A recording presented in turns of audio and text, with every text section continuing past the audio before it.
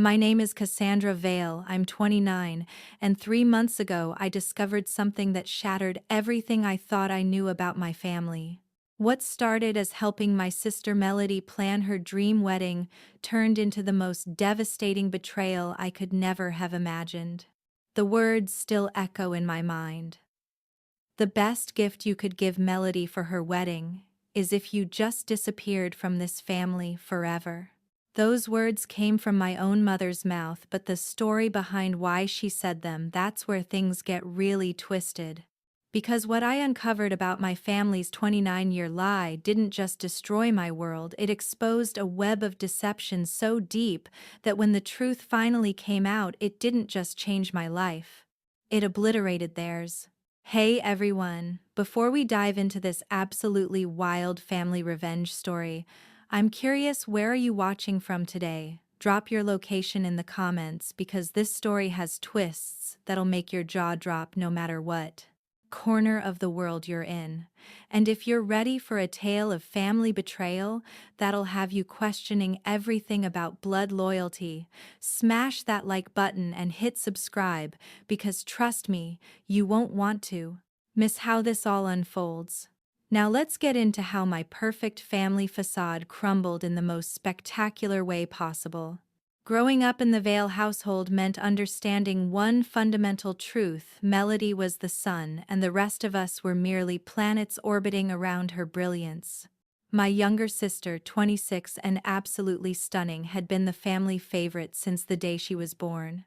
Where I was, the responsible, studious older daughter who got decent grades and stayed out of trouble, Melody was the charismatic beauty who could charm anyone within 30 seconds of meeting them. Mom had always made it clear that Melody's happiness was the family's top priority. "Cassandra, you're so capable and independent," she'd say with that particular tone that somehow managed to sound like both a compliment and dismissal. "Melody needs more support. She's more sensitive." Dad would nod along his wallet, always open for whatever Melody needed: private art classes, expensive clothes, cars, you name it. Meanwhile, I worked 2 jobs through college to pay my own way. So when Melody announced her engagement to Marcus, a successful investment banker she'd met at a charity gala, nobody was surprised that Mom immediately launched into full wedding planning mode. "This is going to be the event of the century," Mom declared, her eyes literally sparkling as she pulled out her phone to start making calls.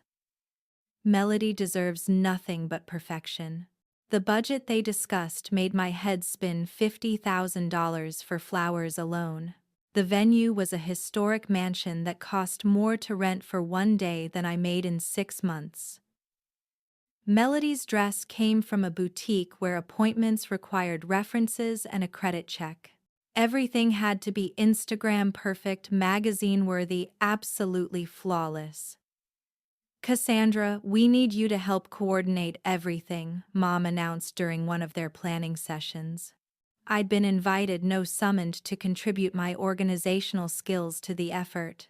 "You're so good at managing details, and Melody has enough stress just being the bride."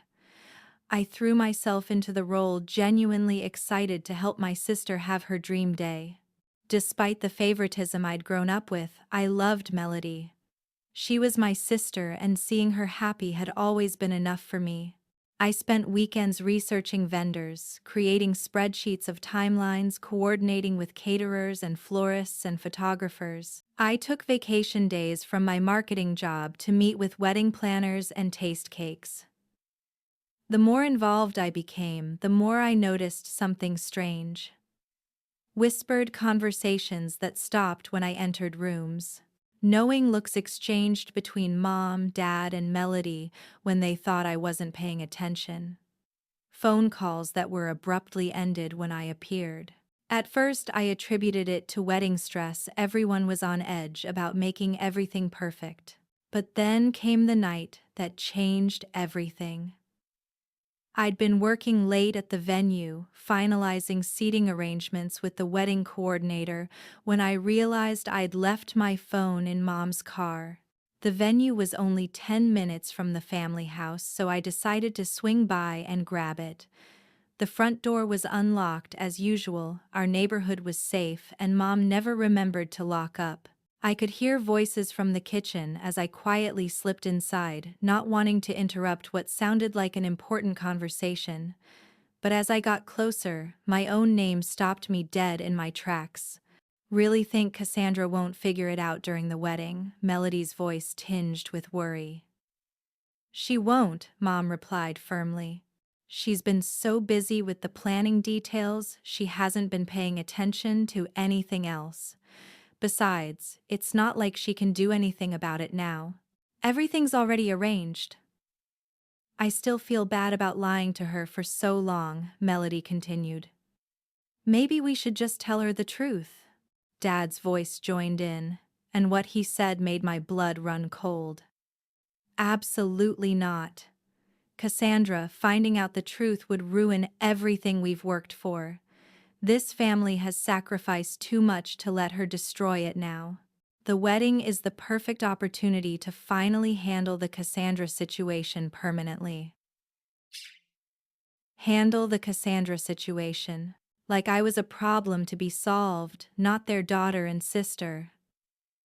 I pressed myself against the wall, heart pounding so hard I was sure they could hear it. What truth were they talking about? What had they been lying about for so long, and what did they mean by handling me permanently? The conversation in the kitchen continued, but they'd lowered their voices and I couldn't make out the details. All I caught were fragments, something about birth certificates and legal documents, and she can never find out about Chicago. Chicago. What did Chicago have to do with anything? We'd lived in Portland my entire life. I managed to retrieve my phone and slip out without being detected, but sleep was impossible that night. Every conversation, every family interaction from the past 29 years suddenly felt suspect. What had they been hiding from me? What was so terrible that they were willing to handle me to keep it secret? The next morning, I called in sick to work and began my investigation. If there was one thing my marketing career had taught me, it was how to research thoroughly.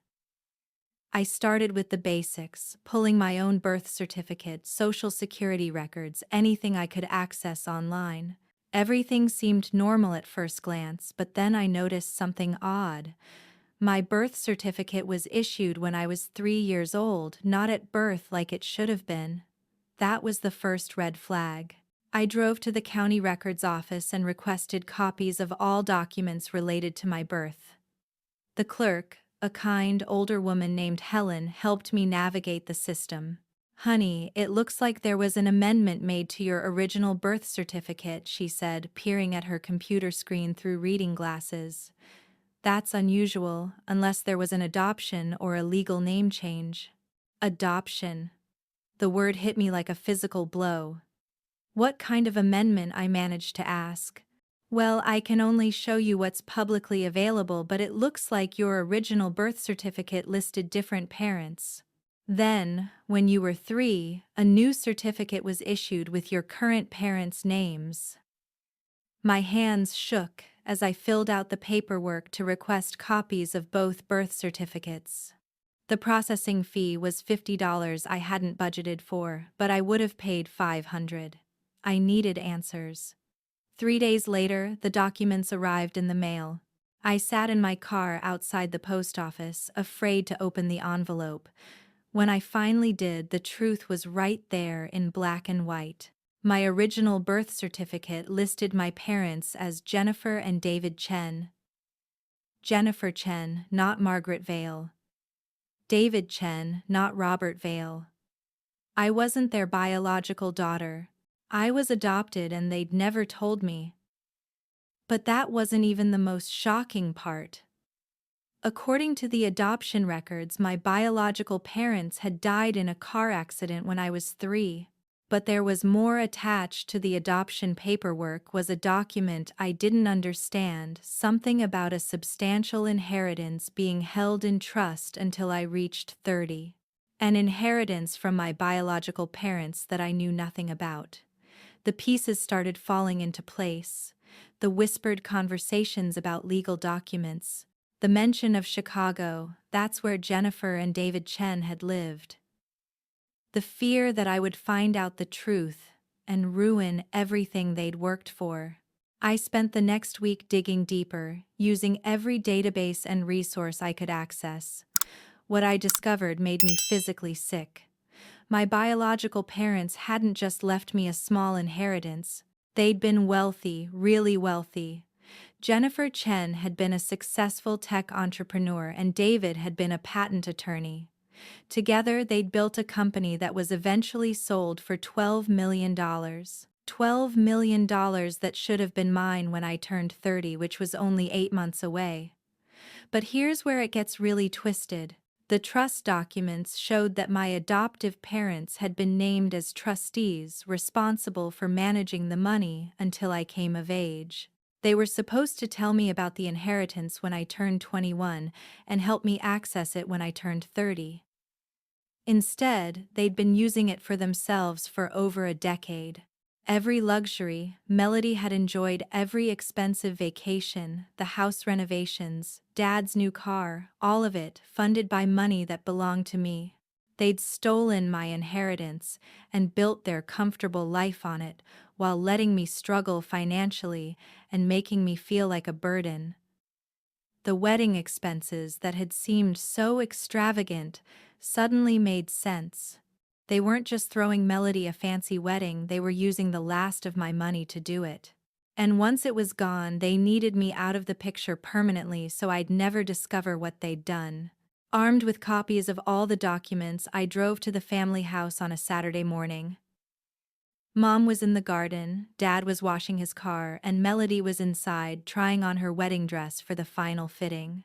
It was such a perfect picture of domestic bliss that it made what I was about to do feel surreal. "We need to talk," I announced, walking into the living room where Melody was posing in front of the mirror. "All of us. Right now." Something in my tone must have conveyed the seriousness of the situation because Melody immediately called for Mom and Dad. They gathered in the living room, and I could see the moment they noticed the manila folder in my hands. Mom's face went pale, and Dad actually took a step backward. "I know," I said, simply placing the folder on the coffee table. "I know about Jennifer and David Chen. I know about the adoption. And I know about the $12 million you've been stealing from me for the past decade." The silence that followed was deafening. Melody looked confused, glancing between our parents and me. But Mom and Dad, they looked caught and angry. "Cassandra, let us explain," Dad started, but I held up my hand. "No. I've done the explaining to myself already. You adopted me when my biological parents died, and they left me a substantial inheritance that you were supposed to manage until I turned 30. Instead, you've been spending it on yourselves while making me feel guilty for existing. Every time you told me how expensive I was, how much of a burden my college tuition was, how I needed to be more independent, you were spending my money on Melody's art classes and designer clothes." Melody sank onto the couch, still in her wedding dress, looking shell-shocked. That can't be true," she whispered. Mom finally found her voice. "Cassandra, you don't understand. We raised you, we loved you, we gave you a home. With my own money, I exploded. You used my inheritance to fund your lifestyle and made me think I was a financial burden. Do you have any idea what that did to me psychologically? I've spent my entire adult life feeling like I had to earn my place in this family when really you owed me everything." Dad tried a different approach. "We were going to tell you eventually. After the wedding, when things settled down, you were going to tell me after you'd spent the last of it on Melody's wedding," I corrected. "And then what hope I'd never find out that there had been more, that you'd stolen from me for years. This is where things really got ugly." The conversation I'd overheard made perfect sense now. They'd been planning to cut me out completely after the wedding. Maybe encourage me to move far away for a fresh start. Maybe stage some kind of family fight that would justify going no contact. Anything to keep me from discovering the truth about my inheritance. How much is left? I demanded. The look that passed between my parents told me everything I needed to know, but Dad answered anyway. About 80,000. 80,000. I laughed, but there was no humor in it. Out of 12 million. You've stolen over $11 million from me, and you have the audacity to act like you're the victims here. That's when Mom showed her true colors. All pretense of love and family dropped away and her voice turned ice cold. Fine. You want the truth. Yes, we used the money. We raised you from age 3, Cassandra. We fed you, clothed you, put a roof over your head, paid for your education. We earned every penny of that money. And Melody, I asked, looking at my sister, who was still sitting in stunned silence. What did she do to earn designer everything and a $50,000 wedding? Melody is our real daughter, Mom snapped. She deserves the best life we can give her. You were a legal obligation that came with money attached. The words hit like physical blows, but I was past the point of being hurt. I was furious. Here's what's going to happen, I said, standing up. You're going to liquidate everything you can and return every penny that's left of my inheritance. And then I'm going to take this documentation to a lawyer and see about recovering the rest. You can't prove anything, Dad said desperately. It's been too long. The statute of limitations, try me, I said coldly. I've got documentation going back years showing how you spent money that wasn't yours. I've got proof you deliberately concealed my inheritance from me. I'm pretty sure fraud doesn't have a statute of limitations. But here's where the story takes an even darker turn, because Mom's next words revealed just how far they were willing to go. If you pursue this, you'll destroy this family, she said. Melody's wedding will be ruined. Her reputation will be destroyed when people find out her family are thieves. Is that really what you want? To hurt an innocent person just for money? When I didn't respond, she played her final card. Fine. You want to be vindictive, here's some truth for you. The best gift you could give Melody for her wedding is if you just disappeared from this family forever. You've been nothing but a burden and a complication since day one. So take your $80,000 and get out of our lives. Don't come to the wedding. Don't contact us again. Just disappear. Looking back, that was the moment I realized I wasn't just dealing with theft. I was dealing with people who had never loved me at all, who saw me as nothing more than a financial opportunity that had unfortunately come with strings attached. So I did exactly what she asked. I disappeared. But I didn't just disappear, I vanished with style. The next morning, while the family was at Sunday brunch, a tradition I was suddenly uninvited from, I hired a moving company and cleaned out my apartment. Every piece of furniture, every personal belonging, everything that was mine, gone. I also hired a forensic accountant and the best estate attorney in the city. The attorney, Miranda Walsh, was a sharp woman in her 50s who specialized in inheritance fraud. When I showed her my documentation, her eyes lit up like she'd just been handed Christmas morning. "Oh, honey," she said, leaning back in her leather chair, "they have no idea what they've stepped in." Turns out my case was even stronger than I'd thought. Not only had they stolen from me, but they'd also filed false documents with the court during the adoption process, claiming the inheritance had been substantially diminished by my biological parents' debts. They'd literally lied to a judge to gain access to money that should have been held in a proper trust. "This isn't just theft," Miranda explained. "This is fraud, perjury, and violation of their fiduciary duty as trustees. The fact that they continued to spend the money while knowing you were unaware of its existence makes this particularly egregious." But Miranda had an even better idea than just suing them. Before we file anything officially, she suggested, "Let's do some investigation.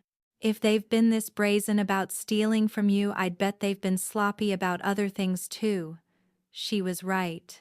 Within a week, her investigator had uncovered a web of financial irregularities that went far beyond my inheritance. Dad had been inflating his expense reports at work for years, essentially embezzling from his company. Mom had been running a side business, supposedly a consulting firm that was really just a way to launder money and avoid taxes. They'd even taken out credit cards in my name when I was younger, something I'd never known about. The credit card thing was particularly infuriating. They'd opened accounts when I was 16, used them for family expenses, and then paid them off with my inheritance money. But it meant that legally I could add identity theft to the growing list of charges. Meanwhile, I was rebuilding my life with methodical precision. I found a beautiful apartment across town, furnished it exactly how I wanted, and for the first time in my life, I didn't have to worry about every dollar. The $80,000 they'd grudgingly returned was more money than I'd ever had access to before, which really put their theft into perspective. But the best part, they had no idea where I was or what I was planning. 3 days before Melody's wedding, the investigator made a discovery that changed everything. While digging through financial records, he found something that hadn't shown up in our initial search: another trust account that my biological parents had set up specifically for education and emergency medical expenses. This account hadn't been touched because Mom and Dad apparently didn't know it existed. It contained another $200,000 plus 26 years of accumulated interest and investment growth. The account was worth almost $400,000, and according to the terms, I should have had access to it the moment I turned 18 for college expenses. "This is it," Miranda said when she called with the news. "This is what we needed. They can't claim they spent this money on your upbringing because they never reported its existence. This is pure, undeniable theft by concealment." I felt a cold satisfaction settle in my chest. They thought they were smart, thought they'd covered all their bases, but they'd missed something big, and that oversight was going to cost them everything. "What's our next move?" I asked. Miranda's smile was sharp as a blade. "We crash a wedding." But before I could implement that plan, I got a call that changed everything yet again. It was from someone I'd never heard of, a woman named Patricia Chen, who identified herself as my biological aunt. "Cassandra," she said, her voice warm but cautious, "I've been looking for you for 26 years. Apparently, my biological parents had a sister who'd been overseas when they died." By the time Patricia returned to the United States and learned about the accident, I had already been adopted, and the records sealed. She'd been searching for me ever since, working with private investigators and genealogy services. "Your parents left you more than money," she told me during our first meeting. "They left you a family who's been waiting to know you." Patricia had photos, hundreds of them. Pictures of my biological parents, their wedding, my early childhood before the accident. Videos of my third birthday party just weeks before they died. For the first time in my life, I could see where I got my features, my mannerisms, my laugh. But more importantly, Patricia had information about my biological parents' will that the Vales had never shared with the court. Jennifer and David Chen hadn't just left me money, they'd left me their house in Chicago, stock portfolios, intellectual property rights, and a family business that was still generating income. "The people who adopted you have been stealing from you for decades," Patricia said grimly. "And if you're willing, I'd like to help you make them pay for it." Melody's wedding day dawned perfect and clear, the kind of postcard-worthy morning that made you believe in fairy tales. At least that's what I imagined as I sat in my car outside the venue at 9 a.m., 3 hours before the ceremony was supposed to start. I wasn't alone. Patricia sat beside me, elegant in a navy dress that somehow made her look both grandmother sweet and absolutely terrifying. In the back seat were Miranda and a process server named Jake, who looked like he could bench press a small car. The trunk of my car contained boxes of financial documents, copies of court filings, and a portable printer for any last-minute paperwork we might need. "You sure about this timing?" Patricia asked for the third time. She'd been the voice of caution throughout the planning, worried that I was letting my anger override my judgment. "I'm sure," I replied, watching the early vendors arrive with flowers and catering supplies. They wanted me to disappear so Melody could have her perfect day. So I disappeared. But they never said I couldn't come back for the grand finale. The plan was surgical in its precision. We'd wait until the ceremony was over, but before the reception started, that magical 30-minute window when everyone was taking photos and cocktail hour hadn't officially begun. The perfect audience would be assembled: all the family, friends, Melody's new in-laws, the extended relatives who'd flown in from across the country. At 11:30, I received a text from my inside source, one of the catering staff, who'd agreed to keep me updated in exchange for a very generous tip. "Ceremony over. Photo time starting. Your family is by the rose garden." "Showtime," I said, checking my appearance in the mirror. I'd chosen my outfit carefully, a stunning black dress that screamed elegance and success, paired with the pearl necklace that had belonged to my biological mother. Patricia had brought it to our first meeting, and wearing it today felt like armor. We approached the venue as a group, walking with the confidence of people who belonged there. I'd kept my invitation, of course. Technically, I'd never been officially uninvited, just told to disappear. Legal technicalities mattered when you were about to blow up someone's life.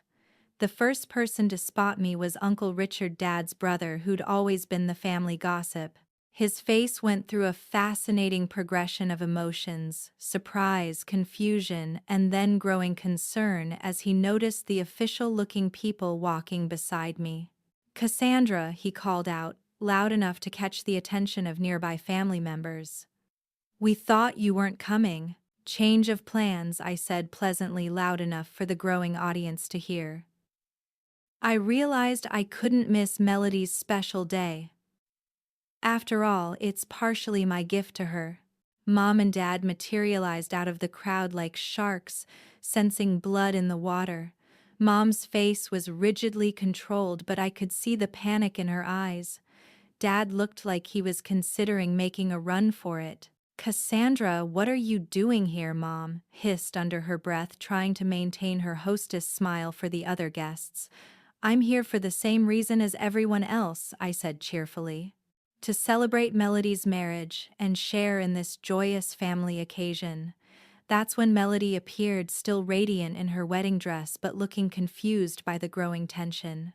"Cassie, I thought you—" She stopped mid-sentence as she took in the scene, me in my elegant black dress surrounded by very serious-looking adults with briefcases. "Hello, Melody," I said, and I was surprised to find that my anger toward her had largely faded. She was a victim too, in her own way, raised to believe she deserved everything while I deserved nothing. "You look beautiful. Marriage suits you." "Thank you," she said cautiously. "But what's going on? Mom said you weren't coming because you were sick." "Not sick," I corrected, my voice carrying clearly across the gathering crowd. "Just busy. You see, I've been doing some research into our family history, and I discovered some fascinating things about my adoption that I thought everyone should know." The color drained from Dad's face. "Cassandra, this isn't the time or place." "Oh, but I think it's the perfect time," I interrupted. "After all, this is a family celebration, and I've just discovered so much about our family that I never knew before." I turned to address the growing crowd of wedding guests who'd been drawn by the commotion. These people had known our family for years, had watched me grow up, had attended dozens of gatherings in our home. "How many of you knew I was adopted?" I asked conversationally. A murmur ran through the crowd. A few hands raised tentatively, mostly older relatives who would have remembered when I joined the family. "I didn't," I continued. "I found out 3 weeks ago completely by accident." Imagine my surprise to discover that not only was I adopted, but my biological parents left me a substantial inheritance that was supposed to be held in trust until I turned 30. The murmuring grew louder. I could see the wedding photographer capturing everything, and for a moment I felt bad that Melody's professional photos were going to include this scene. But then I remembered the words that had started this whole thing, how the best gift I could give her was to disappear, and my sympathy evaporated. The inheritance was $12 million, I announced, and the crowd fell completely silent. $12 million, that was supposed to be mine when I turned 30, which happens to be in 8 months. But here's the interesting part, it's gone. Every penny of it has been spent over the past decade while I worked multiple jobs to pay for college and struggled to make ends meet. I could see understanding dawning on people's faces. The expensive vacations, the luxury cars, the constant renovations to the house, Melody's private schools and art classes, it all made sense now. But that's not even the best part. I continued pulling out a folder of documents. Because while I was doing research, I discovered that my biological parents left me more than just money. They left me property investments and a family business that's been generating income for 26 years. Income that should have been mine but instead has been. Dad made one last desperate attempt to control the situation. Cassandra, you're making a scene. This is your sister's wedding day. Can't this wait? I looked at him with all the contempt I felt. You're right, Dad. This is Melody's wedding day. The wedding that cost $80,000, the exact amount of my inheritance that you finally returned to me. So in a way, Melody's perfect day really is my gift to her. I just thought she should know where the money came from. That's when Patricia stepped forward. Hello, Margaret. Robert. Her voice was ice-cold, polite. I don't believe we've met. I'm Patricia Chen, Cassandra's biological aunt. The introduction of Patricia was like dropping a nuclear bomb on the wedding reception. Mom actually staggered backward, gripping Dad's arm for support. The name Chen clearly meant something to them, probably from all the legal documents they'd been falsifying for years. This is Patricia Chen, I announced to the crowd, my voice carrying across the suddenly silent garden. She's been looking for me for 26 years, ever since my biological parents died and I disappeared into the adoption system. She's here today because she has some very interesting information about what my adoptive parents have been doing with money that was never theirs to begin with. Patricia stepped forward with the grace of someone who'd spent decades in boardrooms. Ladies and gentlemen, I apologize for interrupting this celebration, but some things simply cannot wait. 3 weeks ago, I finally found my niece after a 26-year search. What I discovered about how she's been treated by the people who were supposed to protect her is unconscionable. She handed me a thick folder of documents. Cassandra, these are copies of your biological parents' complete estate records, including assets that your adoptive parents never disclosed to the court. The total value of what was left to you, including appreciation over 26 years, is approximately $18 million. $18 million. The number hung in the air like a thunderclap. I heard someone in the crowd gasp, and Uncle Richard actually said, "Holy shit," loud enough for everyone to hear. Mom found her voice first. That's impossible. We disclosed everything to the court. We followed all the legal requirements. No, Patricia interrupted coldly, you didn't. You concealed multiple accounts, property holdings, and business interests. You also perjured yourselves when you claimed that debts had substantially reduced the estate value. There were no debts. You lied to a judge to gain access to money that belonged to a child. That's when Miranda stepped forward with a legal document. Margaret and Robert Vale, you're being served with a civil lawsuit for theft, fraud, breach of fiduciary duty, and perjury. Jake. The process server moved with professional efficiency, pressing legal papers into Mom and Dad's hands while they stood there in shock. The wedding guests were now actively recording everything on their phones. This was going to be all over social media within hours. But I wasn't done yet. I turned to address Melody directly because despite everything, she deserved to understand what had happened. Melody, I want you to know that none of this is your fault, I said gently. You didn't know where the money was coming from. You were raised to believe you deserved the best of everything, and that's not your crime, that's theirs. But I also want you to know that every advantage you've had in life, from private schools to art classes to this wedding, was paid for with money that was stolen from me. Melody was crying now, mascara running down her cheeks, but she managed to speak. Cassie, I'm so sorry. I didn't know. If I had known, you would have what I asked, not unkindly. Given up your comfortable life. Insisted that I be told the truth. I want to believe that, but we'll never know, will we? The crowd was starting to disperse. Some people looked deeply uncomfortable. Others were clearly fascinated by the crest. Drama unfolding. Marcus Melody's new husband looked like he was considering an immediate annulment. His family was probably questioning what exactly they'd just married into. Mom made one final attempt to salvage the situation. Fine, she said, her voice shaking with rage. You want to destroy your sister's wedding, ruin her marriage, humiliate your family in public. Congratulations, Cassandra.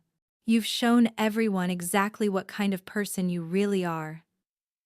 I looked at her, really looked at her for what I knew would be the last time. You're right, I said quietly. I have shown everyone exactly what kind of person I am. I'm the kind of person who doesn't let thieves get away with stealing $18 million. I'm the kind of person who believes actions have consequences. And I'm the kind of person who knows the difference between family and people who happen to share your last name. Patricia put her arm around my shoulders. Cassandra, there are some people I'd like you to meet, she said, gesturing toward a group of adults who'd been standing quietly nearby. Your cousins who've been waiting their whole lives to know their family member. For the first time in hours, I smiled genuinely. I'd love that. As we walked away, I heard Dad calling after me. Cassandra, wait, we can work this out. We can pay you back. I didn't turn around. You'll be hearing from my lawyers. 6 months later, the legal proceedings were finalized. Mom and Dad were forced to liquidate everything, the house, the cars, their retirement accounts, everything, to begin paying restitution. It would take them the rest of their lives to pay back even half of what they'd stolen, but the court had also ordered wage garnishments and asset seizures to ensure they couldn't hide any future income. Dad lost his job when his employer discovered the expense report fraud. Mom's fake consulting business was shut down and she faced additional tax penalties. They ended up moving to a small apartment across town, their social reputation in ruins, their comfortable lifestyle destroyed. Melody's marriage lasted exactly 4 months. Turns out Marcus came from old money, and his family had very strong opinions about associating with people involved in financial scandals. The divorce was quiet but swift. As for me, I bought a beautiful house in Patricia's neighborhood in Chicago, started a nonprofit foundation focused on helping adopted children understand their rights, and finally had the financial freedom to pursue work I actually cared about instead of just jobs that paid the bills. But here's the thing about karma, it's not just about the people who wronged you getting their comeuppance. It's also about discovering that the universe has ways of bringing the right people into your life at exactly the right time. Patricia introduced me to a family I'd never known existed, people who shared my features and my laugh and my stubborn streak. For the first time in my life, I understood what it felt like to be unconditionally accepted. The best part. Last month, Patricia helped me track down my biological parents' original business partner, who's been maintaining their company all these years, waiting for me to claim my inheritance. The business is now worth more than the original 12 million, and I finally understand where I got my entrepreneurial instincts. So here's my question for all of you watching. Have you ever discovered that the people you trusted most were betraying you in ways you never imagined? How did you handle it? And do you believe that karma eventually catches up with everyone? Or do some people just get away with being terrible forever? Drop your thoughts in the comments. I read every single one, and your stories of family drama and justice served always blow my mind. If this story resonated with you, or if you just enjoy watching entitled people get their comeuppance, smash that like button and hit subscribe, because trust me, I've got more family revenge stories that'll make your jaw drop. Share this video with anyone who needs a reminder that sometimes the best revenge is simply refusing to let people get away with treating you like garbage. Thank you all for being part of this journey with me. Sometimes the most painful discoveries lead to the most beautiful new beginnings, and I'm living proof that you can survive your family's betrayal and build something even better on the other side. Until next time, remember that your worth isn't determined by how other people treat you, it's determined by how you treat yourself. Choose yourself always.